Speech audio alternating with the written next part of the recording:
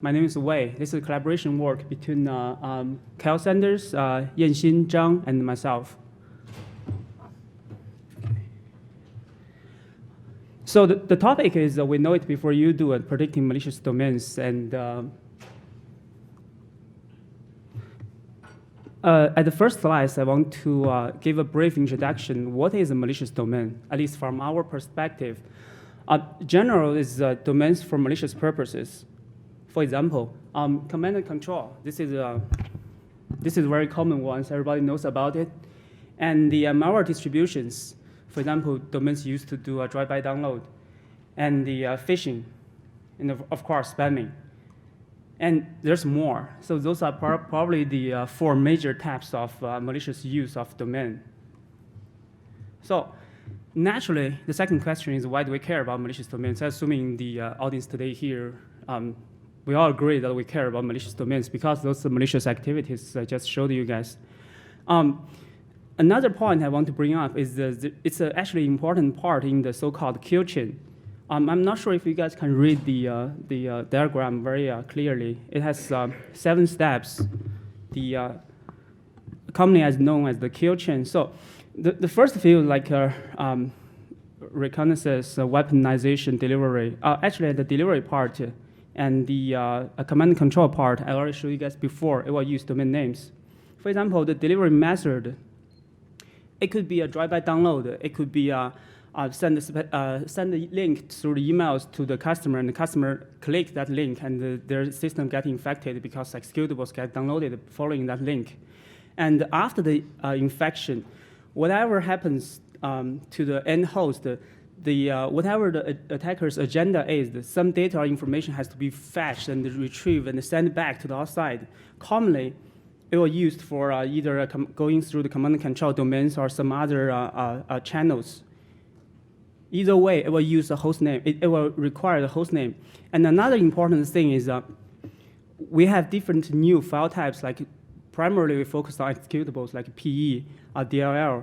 Then we go to the PDF and the doc because a lot of the executables has been blocked at the network entrance because they're not allowed executables as attachment to emails. So attackers remove the PDF or the doc files, and later on we have the mobile, and they use different mobile apps to. But doesn't matter what kind of file type we're talking about. They all need this kind of capability to talk to the outside world, and naturally the host name becomes their first choice. And another reason is that why it's the first choice, because in most of enterprise network environment, those 2 protocols I just showed, the DNS and HTTP are allowed because they are involved in heavily by the enterprise users on a daily basis. You have to be able to resolve a host name, and you have to be able to allow the HTTP traffic because they need all kinds of web browsing in order to do their work. So after we covered what the problem is and why we care about the problem, so what's the current method? The general rule is actually very simple: to detect and to block, like we are approaching any other security problems. So basically, we have the what they call the reputation-based malicious domain blacklist. This is a fairly mature and the widely deployed approaches to detect malicious hostname. Basically, you detect some of the evidence of malicious content or activities associated with some of the malicious domains, and you put the domain on the blacklist. And you probably share that information to security vendors, or you can enforce your own blocking mechanism. This is actually what we're doing right now as well. So it's all good. What's the problem? Do you guys see any problems? Okay. I'm sorry? Good point, exactly. So it's retrospect, meaning that the detection happens after the malicious domains are in use. That's okay, right? Most of detection happens after the malicious activity has been seen. But there comes the second problem. It's short-lived. Why it's short-lived? Because attackers knows how we're going to detect and block their malicious domains, so they change very rapidly. They use each individual malicious domains only for a very short period of time. as a evasion technique. Plus, they also apply these techniques, which is right now very commonly called domain generation algorithm, short for DGA. Basically, what this algorithm is used to be in a malware. They try to, for example, connect to a command and control servers. They will hard-coded the host name of that command and control server in the malware itself. But right now, they don't do that because they know there's a lot of reverse engineering out there. They can actually find that specific host names, or we can just run it in the VM once, and we know which domains or host names you try to connect to. And we can block it, and you're completely out of touch with the bot master. So instead, they came up with this technique called domain generation algorithm. So what they embedded in the malware itself is an algorithm. And the input could be something from the system, like the timestamp, or something from the internet. For example, you fetch the Google's front page. There's some timestamp over there, or some piece of information that changes daily. The point is that specific input is known to both the malwares and the malware authors. What does that mean? That means it gives the malware and the malware authors a kind of like a covert channel. They can share some information. They can think on what kind of host name they want to communicate with.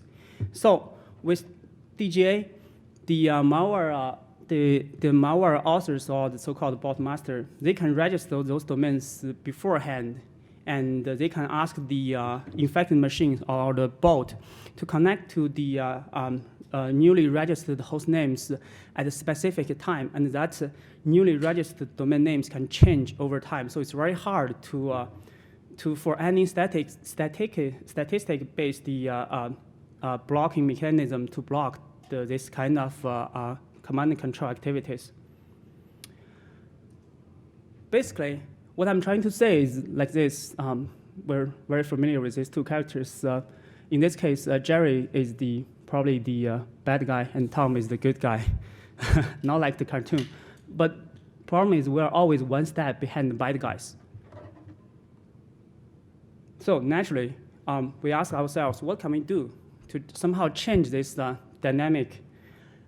This picture comes into mind. I'm not sure if anyone of you can recognize this picture. It's actually from a kind of famous movie. So I think the leading character is Tom Cruise. It's called the Minority Report. What this picture is trying to tell is that in the near future, police departments, they try to predict crimes before the crime even happens, so that they can better protect victims, and they use all kinds of fancy technologies. You can see a screen floating in the air, like it's gonna help. Anyway, so we do the same thing. We predict malicious domains. We don't use the number 8 bar, but that's the idea. Okay, so the next question is, of course, how are you going to predict malicious domains? Okay, so basically we have some observations. The two of those observations are very important. The first one is called the life cycle of malicious domains, which I will explain in details later. The second one called the reuse of valuable resources. So basically, the idea is we try to predict malicious domains or the usage of domains for malicious purpose based on what we already know. And we think we can predict or somehow do this projection of our knowledge on the future domains. So it's very simple, like from known to unknown. And for this work, we focus only on the newly registered malicious domains, and we provide early warning of malicious domains. That means once we identify this domain is going to be used for malicious purpose or is about to be used for malicious purpose, we actually add them into our product, either DNS, AV DNS signature, or PanDB malware category, and we can block the access to those domains. Okay, so this is our first observation, one of the very important ones. It's called malicious domain life cycles. So I will go through the life cycle, and you can probably see why we care about this. The first one is, of course, think yourself as an attacker. Okay, you're gonna launch some attacks or start launching some attacks, building your infrastructures like the botnet. In this case, you don't buy it, for example. You try to build it yourself. And you have to find a domain that has a C2 domain so your bot can talk to. You have to select name. You have plenty of options, TLDs, and you have to go to some domain register. In this case, maybe GoDaddy, because they are probably right now the largest one. And it's very cheap, like $19 or $30, depends on the TLDs you're choosing for your host names. After you register with GoDaddy, you have to set up DNS records, right? You have to make your host name map to some IP address. Then you just press the button. Everything is online. And you wait until you get detected by some security vendors. After you got detected, normally it takes like maybe 2 or 3 days. Depends on the register. They will suspend your account. So you will receive an email, okay, your domain actually involves in some malicious activities and your account has been suspended. Basically, at that point, that host name as a resource or assets has been confiscated by the domain register. So why they do that? Because after a certain period of times, they can unlock the suspension so that they can resell the host names. Think about it, it's like the best business model ever, right? They sell something to you, later on they get it back and sell it again. But only after a certain period of time. And then they go through all these domain resellers, probably for a cheaper price, and this cycle goes back again.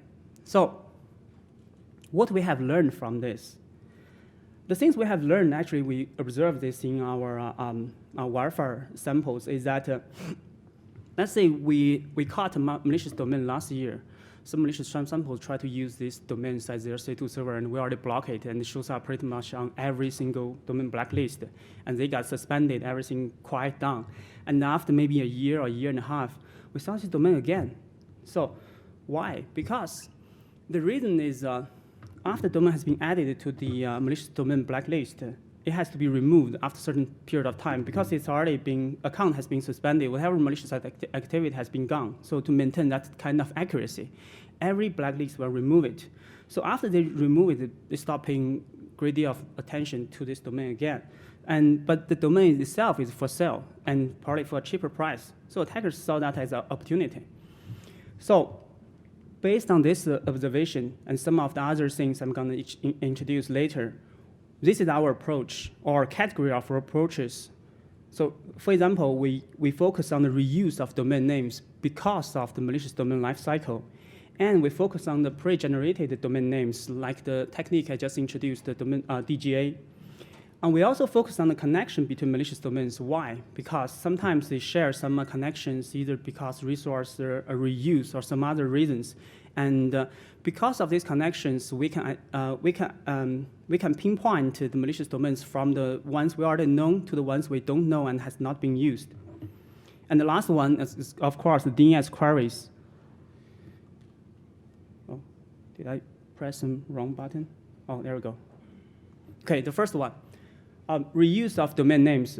So like I mentioned before, the time interval between two reuse is normally over a year. This is probably the minimum time for the whole thing to cool down and the domain is able to be resell again and to be cleared from the malicious domain blacklist.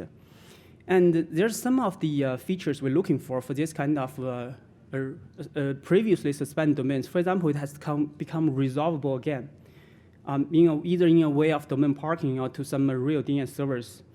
And we calculate this probability score based on the fact that the domain name itself, like how random it looks, how close it to one of the previous known malicious domains. And this TLD, it's .info or .xyz, .kz. I probably shouldn't name any of the country TLDs, but how frequently it changes in terms of the IP, the resolved to, and the price for the domain transfer. So we put all these factors together that has impact on the likelihood that this domain will be used for malicious purpose again, and we put them together, we calculate this probability score, and based on these scores, we set up a threshold and we'll find the most likely domains that will be reused. So this is pretty much our first method. The second one is DGA. DGA is very popular. At the beginning, there's only a limited number of malware families use DGA. The most famous ones is Configure. It's based on the time, system times. Every day it generates like from 500 to 1,000 different domains, and they make DNS queries to each one of those on the list until they find one is resolvable. So they assume that one was registered and set up by the attacker for today's communication purpose. But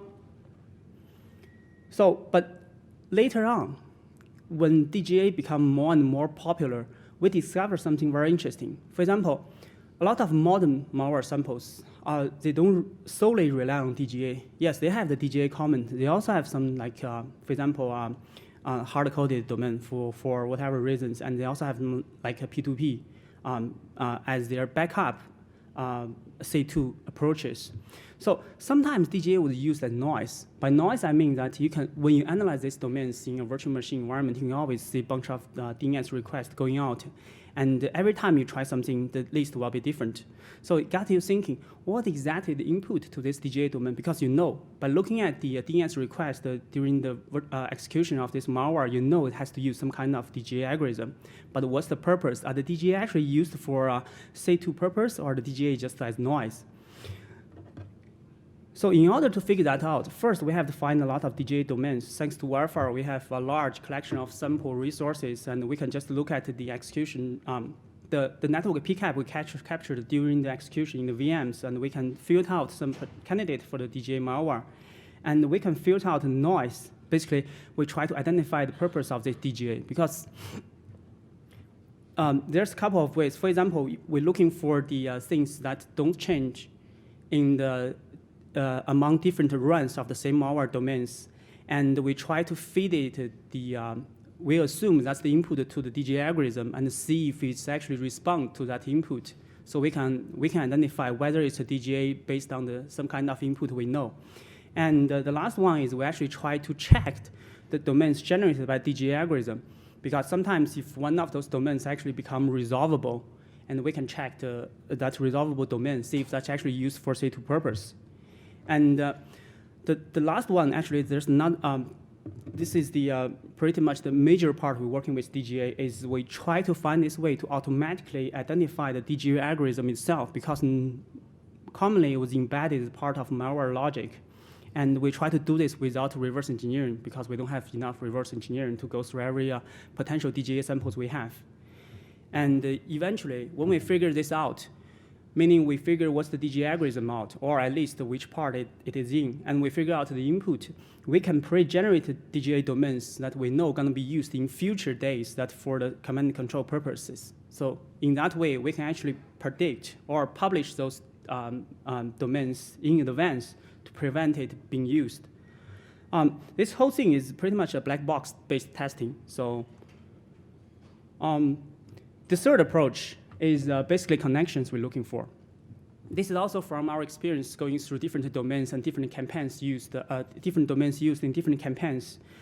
We identify that some of the resources are more valuable than the others. For example, a lot of the servers that actually hosting the names, the name server for the malicious domains, they are hosted on some so-called bulletproof servers. So basically, these servers is you have to pay high price for these servers, and normally they are hosted in some countries like far away from this kind of police and the legislation, all kinds of regulation. So as the name suggests, it's bulletproof. It's very hard to take that server down. So it's perfect for you to host some of the malicious content or as the key point in the malicious communications. But they're expensive, which means they will be reused across different campaigns by different peoples. And another thing is the host and IPs. For example, in this case, it could be infected host or otherwise known as the bot. Because right now, if you are the owner of a botnet, you can run that botnet to different peoples, like sending spams, distribute malwares, even doing DDoS, meaning it's reusable, so it's assets. And last thing is, of course, the domain names. So the natural question is why it's reused. It's very straightforward because of money, because it can bring a profit to whatever the controller behind those resources. And this, we already see this reuse of resources across different malicious activities, and that is exactly the connections we're looking for to approach or identify new malicious domains from the ones we already know. So this example, for example, same name server, we have found a lot of malicious domains pointing to these name servers. You can ignore the NS star part because they frequently change that to NS1, name server 1, name server 2, to name server N. And we have identified this name server is actually hosting a bulletproof servers. One simple problem is this pattern we just described, multiple different domains resolved to the same name server actually shows up somewhere else. For example, the content distribution networks or web hosting. We have to filter out those things because they're obviously for benign purposes. And to do that, we're actually searching the passive DNS data. So we're looking for the DNS resolution history of those domains to differentiate the malicious purpose of the name server host the different malicious domains with the benign name server, for example, CDN or web hosting. Another example is the same IP addresses, because, for example, we have known malicious domains IP addresses, and if this IP addresses is not used for, like it's a cloud IP, AWS IP, it's a CDN IP, it belongs to Akamai, or it's used for just web hosting, any kind of web hosting. There's a lot of services for that. We have to identify the nature and functionality of those IPs and filter those ones out, and the rest is the IPs. Basically, you are not supposed, in normal circumstance, you are not supposed to host a domain name or host name, for example, a Comcast IP to a single residential. And another kind of data source we have for this type of connection discovery is we have our own sinkhole system. Basically, we actually registered right now 70 or 80 malicious domain names we know it will be used for C2 purposes, but has not been registered because we discovered them first from warfare. And we register those domains ourselves. And we get a high volume of incoming connections talking to these domains from different IPs across the world. A lot of them actually coming from the Fortune 500 companies. So those IPs are very suspicious because they're talking to these malicious domains and they have no business talking to this malicious, talking to the sinkhole servers way hosting of those malicious domains. So combine those two together, we can identify the IPs that has been shared by different malicious domain names, and plus with the passive DNS data, we can know. So we know this domain is malicious and is associated to an IP that's not supposed to host any web content and has been identified in sinkhole, and we can search in the passive DNS looking for all the other domain names that shows the same feature. The last one is actually kind of interesting, is sometimes when attackers, they register the domain names. So they have to provide all the information and remember the life cycle of the malicious domain, the first step. So often they use some pseudo identification information like fake characters across a list of domains registered. Why? We only have some assumptions. For example, the first one is most of the cases, the money to register those malicious domains are actually from like stolen credit cards or something. So you do one transaction or several transactions, you will be banned from the bank. So they try to do this in batch. So every transaction, they register like tens or hundreds different domain names. And they probably, like our CTO mentioned this morning, attackers are lazy. They probably don't want to create a bunch of random names. So just choose one of their maybe favorite characters and use that name to register all the domains. So this actually gives us a leverage so that we can search for the similar register name, address, email account, phone number, and the date. So after we find those information, so we can actually, this is the connection we're looking for that connect from known malicious domains to unknown malicious domains that's registered by the same attacker. Another thing is sometimes they change a little bit, like register name. This time they call it ABC, next time they call it ABCD, for example. But this kind of change shows up, it's done in automated way. Like attacker has some simple algorithm, just choosing some like additional words, combine them together as the registrant name. So we have spotted a few cases. So in this case, for those cases, we actually use some we call it fuzzy match, not exact match, searching for the registered name or the address or email names, but we're looking for a similar, the piece of information very similar to those kind of feed informations. So the first one, our approach is based on DNS queries. The previous approaches, we already used some of the DNS queries, but in this case, we're actually looking for the change in the DNS records. For example, we focus on this stage. Remember the malicious domain cycles, they have to preparing the name servers and set up the whole thing. So they have to do some test. For example, do a 1 or 2 simple DNS queries, see if this one works. And after that, when they put the hosting online, probably you're going to see a surge in the DNS request to these host names. So this is kind of the pattern we're looking for. We call it temporary. Basically, there are temporal patterns, like sudden outbreak in DNS queries and like periodical queries. This is also a very good indication that whoever is doing the query, probably some automated logic, because they always show up at the same time with the same pattern. And also the queue name itself, because I mentioned before, the DGA generated domains, they follow certain algorithms. So things generated by the same algorithm, they show similarities. They either choose from a limited set of words and combine them together, or they show the same randomness, or they use plus with the same TLDs, .com, .net, .info. So that's the similarity we're looking for in the query names. So with that information, again, from known malicious domains, we can predict the unknown malicious domains and find those things through our passive DNS data collections. That's pretty much our approaches.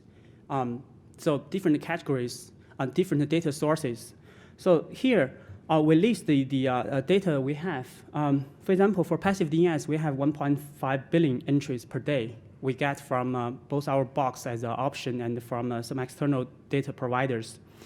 And we also, for the sinkhole project we have 1.2 billion connections coming in and 228 million unique IPs. This is actually, I think the data a little bit outdated. It's probably a couple months ago. We definitely have more than this. And for the WHOIS, we have 14 million WHOIS entries.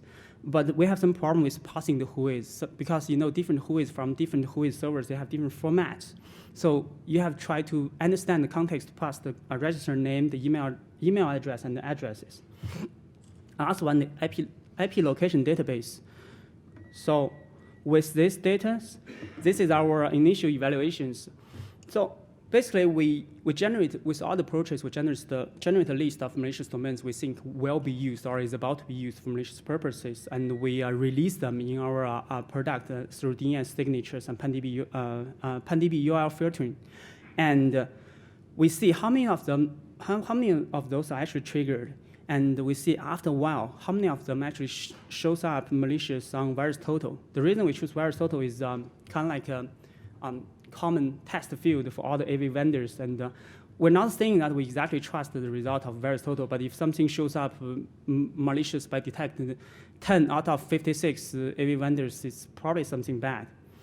So the results is like this. We have like roughly 83% of the domains that we predict to be malicious actually turns out to be has larger than 1 VirusTotal detections, and on average, the time difference is the time we detect and publish these malicious domains and the time VirusTotal detects and publishes malicious domains is roughly 8 hours. Some of the cases actually days long. And the triggers, like a little bit more than half of the list we publish actually got triggered. So to summarize, what we have talked here today is a first step towards the predicting malicious domains. It's one of our large effort to do the threat prevention part, because the traditional way I talked before, the malicious domain reputation list has certain limitations, and we try to do a better job here, and this is only our first step. We propose several different approaches, for example, based on our observation of the malicious domain lifecycle and the reuse of valuable resources across different campaigns. And based on the initial evaluation that just showed you guys, I think it's okay to say that our prediction is pretty effective. So that's pretty much it. I think I probably went a little bit too quick, but thank you guys. And if you have any questions.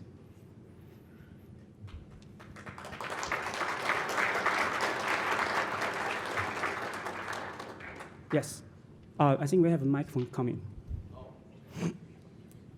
Is there any statistic on you report something but found out actually that's a good address? You're talking about false positives, right? Yeah. So if we use VirusTotal results as the ground truth, I say it's around 17%. 17%, yeah, yeah.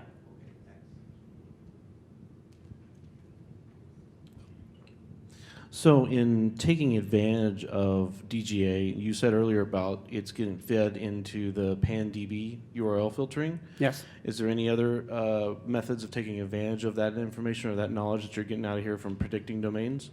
Yes, another thing is it would be AV DNS, so DNS signature in the AV content, antivirus content. Okay, and that's the other place you can take advantage of it? Yes. Okay.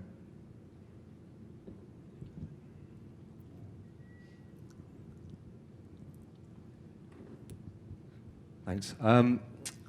As this gets more and more effective, what options might be available to criminals? You talk about peer-to-peer as a way of opening connections out to, to the internet. Is that a problem now? Is there a lot of malware that uses peer-to-peer? Yes, we saw some P2P, P2P protocol-based communications for malwares, but they're not widely deployed because I think one of the reasons we're talking about internet enterprise securities, and in most enterprise, P2P protocol is probably not allowed, at least within some range of the networks. So, and that's also the reason it's not very popular these days. But again, this is the game between us and the attackers, and I think the attacker can always come up with something to do the evasion or beat us. And to be honest, I think that's actually what makes us want to keep pushing this and keep doing better jobs in the predictions. And if we saw some new techniques or approaches on the attacker side, we can always, at least we can try to think of something to to defend against it. It's like a never-ending game.